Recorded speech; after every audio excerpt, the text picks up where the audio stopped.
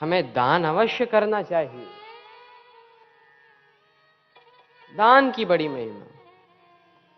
अच्छा, दान भी कैसा हो? ऐसा कि जो श्रद्धा एवं सामर्थ्य पूर्वक दिया जाए और लेने वाले की ओर से संतोष पूर्वक लिया जाए, वो दान है। नहीं तो दान नहीं है। एक बार श्री जगन्नाथपुरी के मंदिर में, भगवान जगन्नाथ के मंदिर में एक व्यक्ति गया दर्शन करने। तो पंडा ने पीछे से कुर्ता पकड़ लिया और बोला, सिर्फ 100 रुपए में नजदीक से दर्शन, सिर्फ 100 रुपए में नजदीक से दर्शन। पंडा जी कुर्ता पकड़े, वो आगे बढ़े, पंडा जी पीछे पीछे। अरे कई बात, सिर्फ 100 रुपए में नजदीक से दर्शन, सिर्फ 100 रुपए में नजदीक से दर्शन। तो वो व्यक्ति ने भी कहा कि भाई नहीं करना दर्शन, लेकिन पंडा जी सिर्फ 100 रुपए में नजदीक से दर्शन।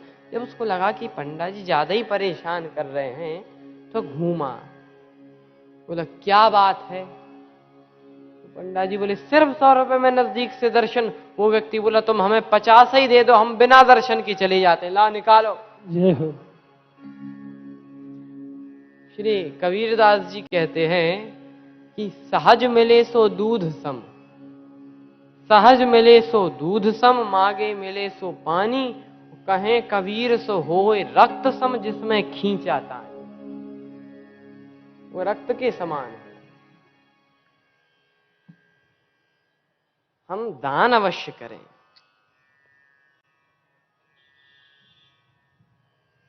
लेकिन कुछ लोग इतने स्वभाव से ही इतने कृपण होते हैं। कृपण अर्थात कंजूस, दान नहीं करते।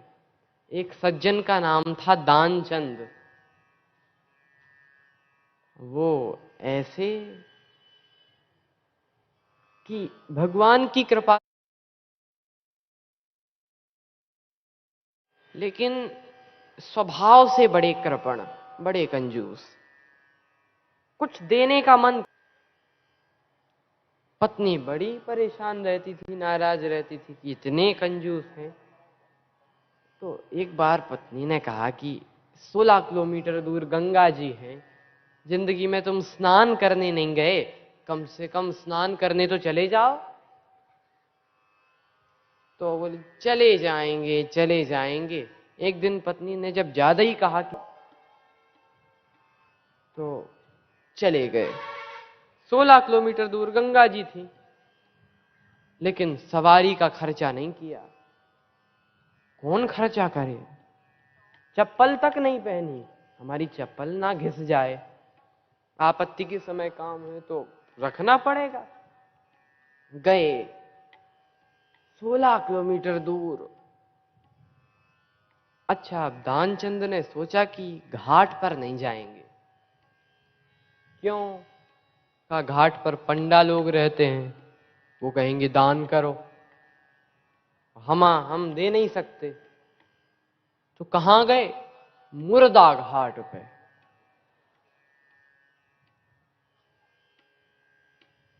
शमशान के बगल में ही गंगा जी बहती थी, वहां गए और स्नान करने लगे। जैसे ही डुबकी लगाई, अब देखो कथा बड़ी सुंदर है।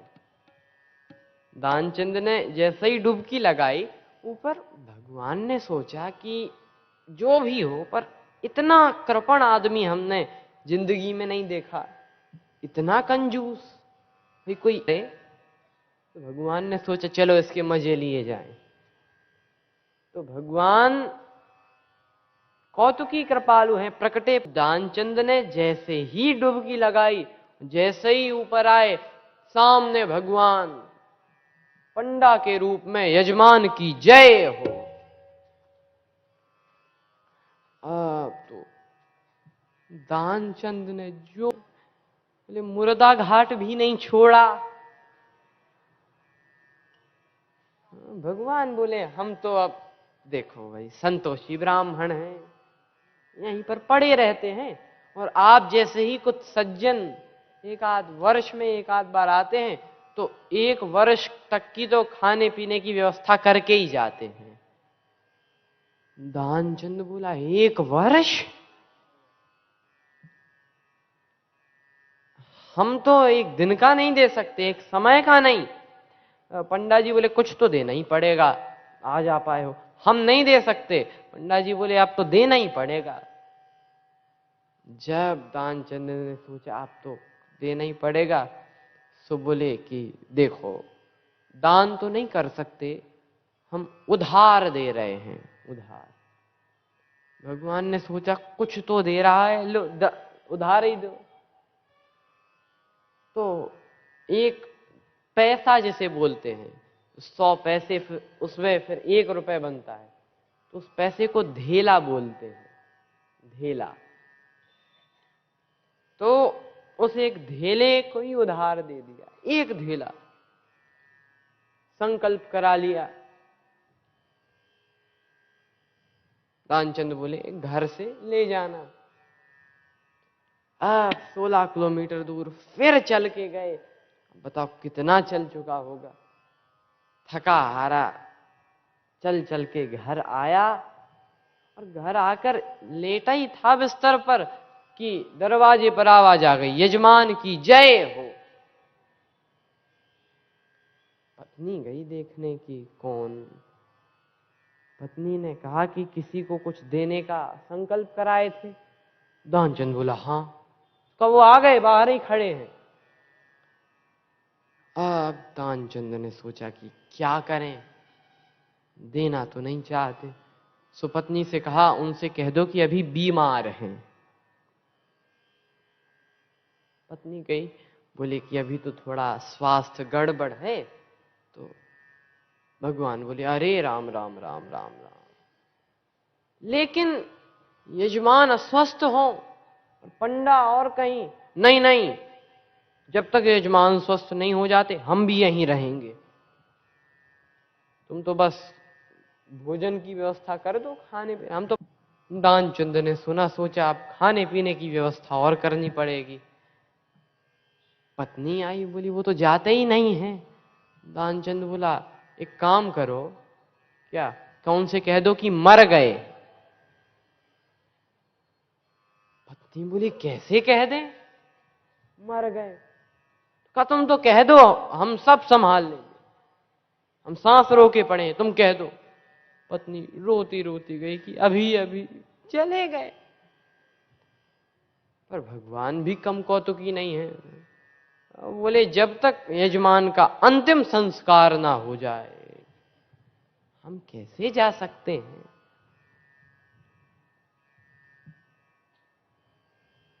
कुछ बोलती पत्नी, इतने में भगवान पूरे गांव को खबर कराए, अमित रूप प्रकटे तेहि गाला। दानचंद चले गए, दानचंद चले गए, पूरा गांव इकट्ठा हो गया। उसे देखो, वो भी सांस रोके पड़ा। अब पत्नी बार बार कहे, ये नहीं मरे हैं, नहीं मरे हैं। तो वो बोले कि तुम तो प्रेम में बावली हो गई हो, आने वाला तो जाता ही है, जाने वाला तो गया, तुम तो प्रेम में बावली। पत्नी कहे, हम जानते हैं ये नहीं मरे हैं। किसने सुनी उसकी बात? दानचंद को बांधा गया, वो भी बंध गया, शमशान घाट पर ले गए। जैसे ही आग लगाने वाले थे, भगवान ने सोचा ये मर जाएगा लेकिन देगा नहीं कुछ। तो भगवान ने कहा, हम यजमान के कान में कुछ मंत्र कहेंगे।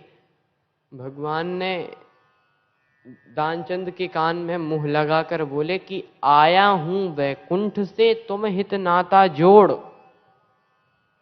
हम वैकुंठ से आए हैं, हमने तुमसे नाता जोड़ा।